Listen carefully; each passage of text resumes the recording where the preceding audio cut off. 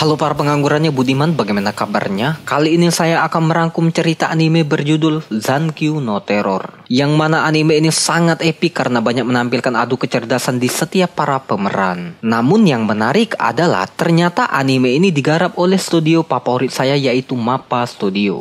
Dan tanpa banyak penjelasan di awal karena takut membuat ceritanya menjadi hambar seperti pasangan yang ngaku setia tapi nyatanya selingkuh. Langsung saja kita masuk ke alur ceritanya. Dan cerita dimulai dengan memperlihatkan dua orang remaja yatim piatu bernama Nine dan 12 yang habis mencuri komponen bom atom dari laboratorium pemerintah. Ini orangnya.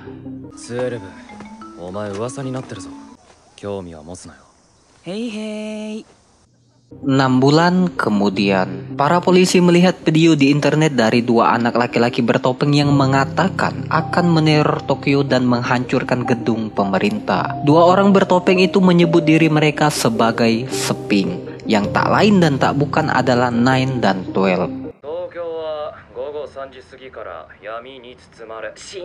Tapi video itu dianggap sebagai lelucon yang mungkin dari pengangguran yang lagi mencari sensasi di dunia maya. Kok bahilol sih awal-awal? Pada keesokan harinya, benar saja, Nine dan 12 telah memasang banyak bom di gedung pemerintahan yang menjulang sangat tinggi dan akan menghancurkannya. Saat kehancuran gedung tersebut, semua orang dilanda kepanikan seolah-olah ini adalah penyerangan dari negara lain. Pada kehancuran gedung tersebut tidak ada korban jiwa karena Seping sudah membunyikan alarm bahaya sebelum terjadi kehancuran. Entah apa motifnya ataupun tujuannya, tapi yang jelas mereka ini bukan orang sembarangan. Tapi apesnya, aksi mereka itu ketahuan oleh siswa satu sekolah dengan mereka yang bernama Lisa. Kemudian mereka memberikan dua pilihan, mau mati atau menjadi komplotan mereka. Ya, tentu saja Lisa lebih memilih menjadi komplotan mereka dan tutup mulut atas kejadian tersebut.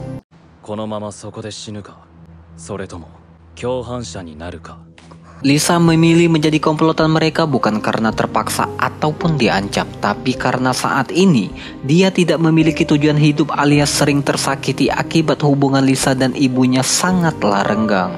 Kejadian itu pun sangat menggemparkan seluruh dunia, bahkan menjadi headline di berita gosip di pagi hari. Kemudian seluruh polisi yang sering syuting 86 melakukan rapat paripurna yang mana banyak sekali melibatkan ahli dari segala ahli dalam menyelidiki kasus tersebut. Di situ kita dikejutkan dengan seorang dokter berkata bahwa pelaku pengeboman tersebut bukan dilakukan oleh orang sembarangan. Apalagi mamang-mamang pakai bandana yang sering drama di dunia maya. Loh, kok jadi ke situ?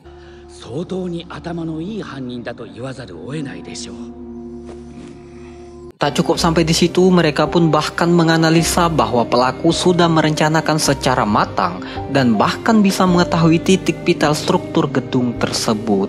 Gila nggak tuh? Jadi, siapakah sosok Nine dan 12 ini sebenarnya? Beberapa hari kemudian, Nine kembali melakukan aksinya dengan memasang bom di kantor cabang kepolisian. Dia dengan santainya masuk menyamar sambil berjalan di kantor tersebut tanpa dicurigai oleh orang satupun. Anjir nggak itu? Tak lama setelah itu, Seping merilis video kedua mereka ke internet dan memberikan sebuah teka-teki untuk diselesaikan agar bisa mengetahui lokasi bom berada. Untuk teka-tekinya tidak akan saya jelaskan secara rinci karena sangat begitu rumit untuk otak kalian yang IQ-nya rendah seperti saya ini. Jika ingin lebih jelas, kalian langsung saja tonton animenya saja, oke? Pada intinya, teka-teki ini mengarah ke lokasi bom berada.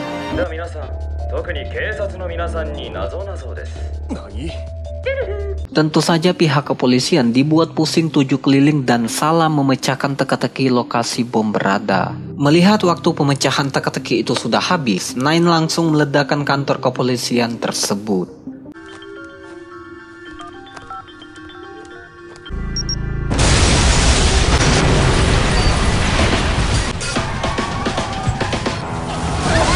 Merasa martabat aparat kepolisian diinjak-injak oleh 2 orang saja, untuk itu petinggi kepolisian meminta bantuan kepada detektif Shiba yang sangat cerdas dalam menyelesaikan banyak kasus. Ini orangnya.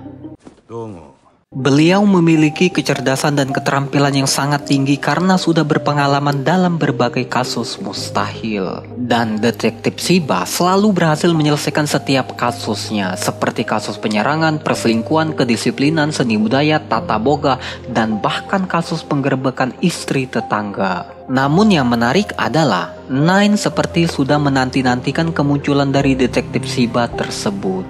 Jadi makin penasaran kan?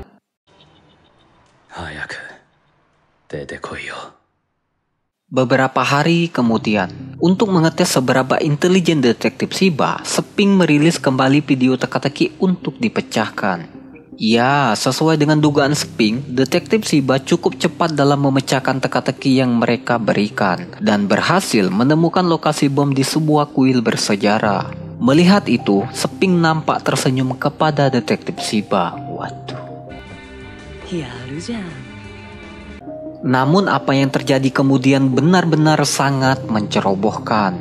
Yang mana pihak polisian seolah-olah nampak meremehkan mereka dan melontarkan tantangan terbuka secara live di media televisi. Mendengar hal itu, Nine semakin tertantang dan tak tanggung-tanggung. Dia langsung meretas data informasi pihak kepolisian dengan cukup mudah. Anjing nggak itu? Gila. Setelah itu, Seping merilis video keempat mereka dan memberikan sebuah teka-teki untuk dipecahkan oleh detektif Shiba tanpa ada gangguan dari pihak manapun, apalagi pihak kepolisian.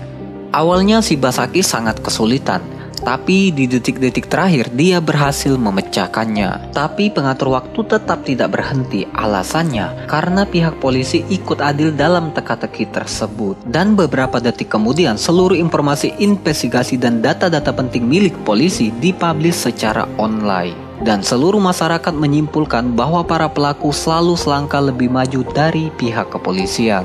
Akibat hal tersebut menjadi tamparan bagi kepolisian, seolah-olah martabat polisi diinjak-injak oleh Seping. Anjir nggak itu? Gila nggak itu? Cerdas bener sumpah kalau kalian nontonnya langsung.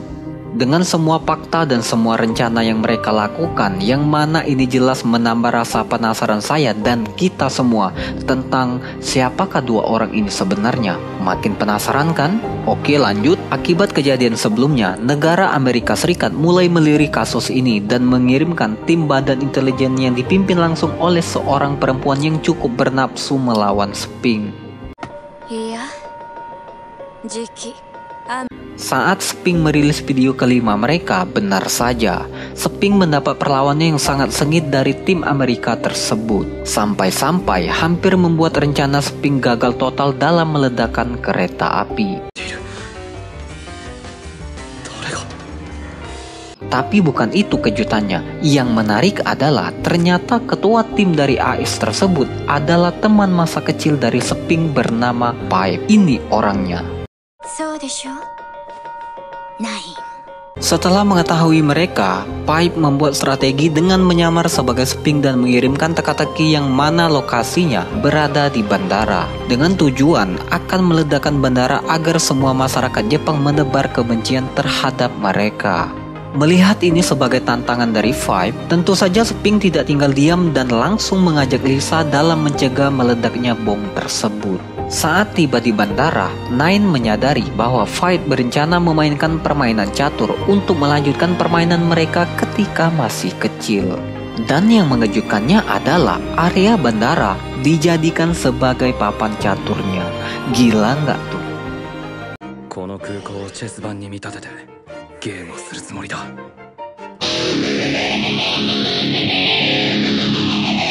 Dengan kecerdasan yang tinggi dan kerjasama yang matang yang diberikan oleh sutradara anime ini, mereka bertiga pun berhasil mengalahkan Pipe dan mencegah ledakan bom di area bandara.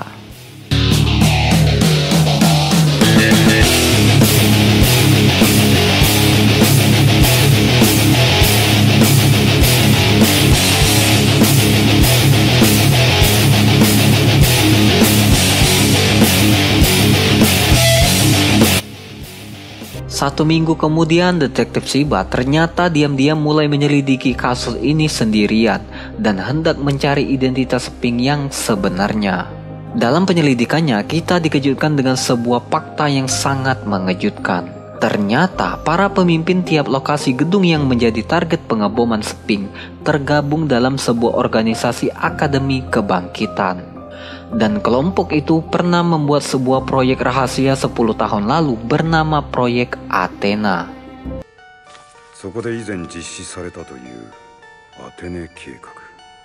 Dan semua orang yang tergabung dalam proyek tersebut sekarang sudah menjabat menjadi petinggi aparatur pemerintahan. Setelah banyak mendatangi beberapa tempat orang penting, sampailah Shibasaki di sebuah tempat yang ditinggali oleh orang bernama Lebon. Ini orangnya. Pak Lebon ini ternyata tahu dengan proyek itu sekaligus staf yang pernah bekerja di proyek Athena tersebut. Dan di sini akhirnya rasa penasaran kita terungkap semua tentang jati diri dan cikal bakal kenapa Nine dan 12 melakukan pengeboman selama ini. Ternyata proyek Athena itu bertujuan untuk menciptakan manusia berkemampuan di atas rata-rata manusia pada umumnya. Dan yang paling menyedihkannya adalah yang mana anak-anaklah sebagai kelinci percobaannya. Dan proyek tersebut dibilang gagal total karena obat yang digunakan mempunyai efek samping yang membuat semua anak mengalami kematian. Dan ternyata Nine dan 12 termasuk ke dalam anak-anak yang menjadi kelinci percobaan tersebut. Tapi beruntung Nine dan 12 berhasil kabur dari sana. Tapi saat akhir percobaan ada satu anak yang berhasil bertahan. Dan anak itu tak lain dan tak bukan adalah Five. Dan Five dibawa oleh agensi Amerika Serikat. Dan dari sini dapat disimpulkan bahwa Nine dan 12 melakukan pengeboman selama ini bertujuan untuk membongkar dan menuntut keadilan atas perbuatan keji percobaan kelinci yang dilakukan oleh kelompok itu yang saat ini sedang menjabat di petinggi pemerintahan. Dan proyek itu dipimpin oleh Profesor Mamiya yang saat ini mengendalikan pemerintahan di balik layar.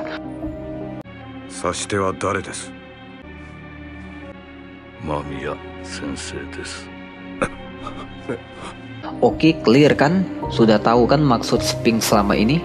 Tak lama kemudian Shibasaki langsung menemui Profesor Mamiya dalang dari semua tragedi selama ini. Ini dia bebenguknya. Kita pindah ke scene lain. Terlihat Lisa diculik dan dijadikan sandera agar bisa memancing Pink keluar dari persembunyiannya. Diam-diam ternyata 12 ini memiliki perasaan kepada Lisa. Hal itu ditunjukkannya saat dirinya tetap peduli kepada Lisa dan lebih memilih menyelamatkan Lisa daripada melanjutkan rencana terakhir mereka bersama Nine.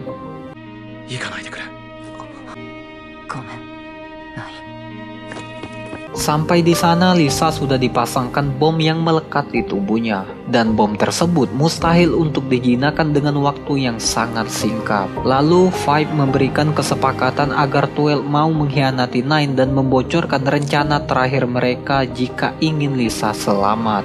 Di situ 12 dibuat bimbang antara mengkhianati Nine atau menyelamatkan Lisa. Tapi karena 12 ini sudah menaruh kasih kepada Lisa, dia pun lebih memilih menyelamatkan Lisa dan membocorkan tempat persembunyian Nine.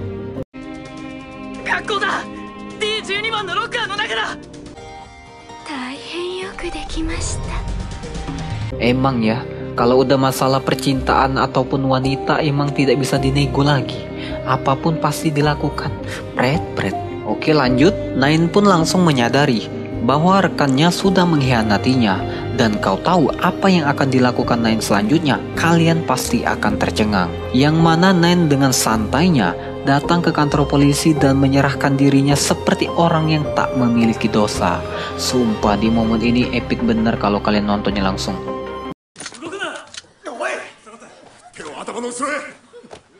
Berita Nine menyerahkan dirinya menyebar dengan cepat ke seluruh penjuru dunia, melebih-lebihi gosip emak-emak di masyarakat. Namun ada yang lebih kesal dari yang lain mendengar berita tertangkapnya Nine, yaitu Five. Kenapa begitu? Nanti akan terungkap. Di situ Nine tidak mau bicara sepatah kata pun dan meminta kepada pemerintah untuk melakukan konferensi pers serta didatangkan banyak awak media jika tidak ingin bom atom meledak di Tokyo. Lantas pemerintahan mau tidak mau harus melakukan konferensi pers tersebut.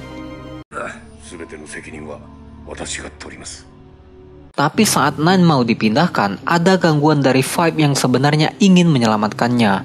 Bersamaan dengan itu, 12 juga datang untuk menyelamatkan Nine. Dan terjadilah sedikit aksi kejar-kejaran yang mengakibatkan mobil mereka terpental.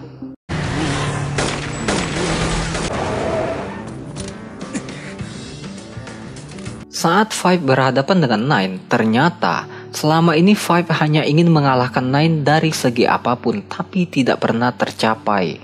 Mengetahui hidupnya tidak lama lagi karena efek samping dari proyek Athena, Five mengakui cintanya kepada Nine lalu bunuh diri dengan meledakkan bensin di dekat mobilnya. Sayonara, Nine.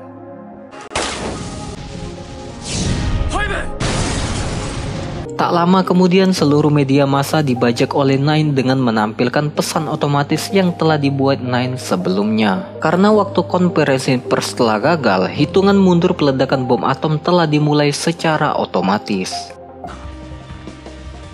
Sayonara. Setelah itu terjadilah kepanikan massal di seluruh penjuru kota dan tak tinggal juga banyak orang yang tiba-tiba tobat karena takut masuk neraka. Yang padahal bom atom tersebut akan diledakkan di atas awan yang hanya akan berdampak pada matinya semua barang yang berbau-bau elektronik. Saat bom atomnya meledak, seluruh kota diselimuti oleh kegelapan dan terjadilah fenomenal yang sangat langka yang biasa disebut dengan keindahan aurora yang sangat menebarkan. Waduh, menebarkan.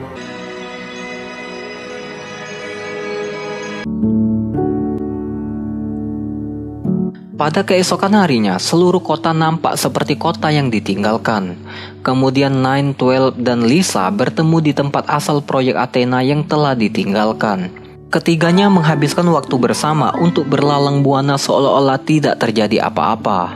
Saat malamnya, mereka didatangi oleh detektif Shibasaki yang mengatakan akan mengekspos proyek Athena ke dunia, tapi dengan syarat Nine dan 12 harus menyerahkan dirinya.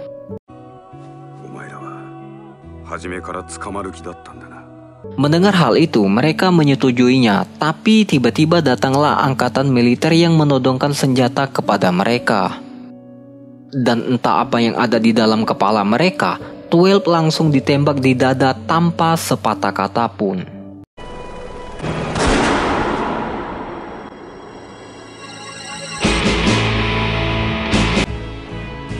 Merasa kedamaian bukanlah takdir dirinya, Nine mengancam akan meledakkan kota dengan bom atom yang sempat mereka tinggalkan. Tapi beruntung, Shibasaki berhasil menyadarkan Nine dan berhasil bernegosiasi dengan pihak militer. Setelah itu, Nine tiba-tiba terjatuh karena efek samping dari obat-obatan saat proyek Athena dulu. 1 tahun kemudian, berita proyek Athena tersebar ke seluruh dunia dan seluruh orang yang terlibat atas proyek Athena ditangkap sampai tak tersisa. Di akhir film, terlihat Lisa dan Shibasaki berziarah ke makam anak-anak yang menjadi percobaan proyek Athena. Terlihat juga nisan kuburan 9, 12, dan 5 yang menandakan bahwa 9 juga ikut mati. Loh, kok anjing? Kok mati semua? Tamat, ending yang sangat terserah kalian deh, isi sendiri deh gimana tamatnya. Memang ya, kalau anime yang digarap oleh MAPPA Studio gak pernah bener gitu happy ending gitu. Waduh. Tapi ya sudahlah. Memang sih anime yang digarap oleh MAPPA Studio memang rata-rata bagus, tapi ya endingnya kadang yang nyengsek gitu. Waduh. Tak perlu ada penjelasan rinci, semua sudah jelas, klimaksnya sudah tuntas, MC-nya tewas, semua puas. Loh, kok puas? Oke, mungkin itu saja alur cerita anime kali ini. Saya beserta jajaran staf pengangguran di seluruh Indonesia cukup sekian dan terima kasih. Jangan lupa like and subscribe ya. Soalnya nggak ada menambah subscribe Mimin. Blok. You have one shot on stage, what you got to play? Generic drops for days, still the people rage. Am I not insane? Can you stop and explain why these drops are so lame? Is money buying you fame? I'm fucking on, I'm killing it with this song. You haters can sing along or go back where you belong. Yeah, there's nothing wrong with giving up, moving on, cause I Took your girl to prom, she can't help but sing this song. Comes off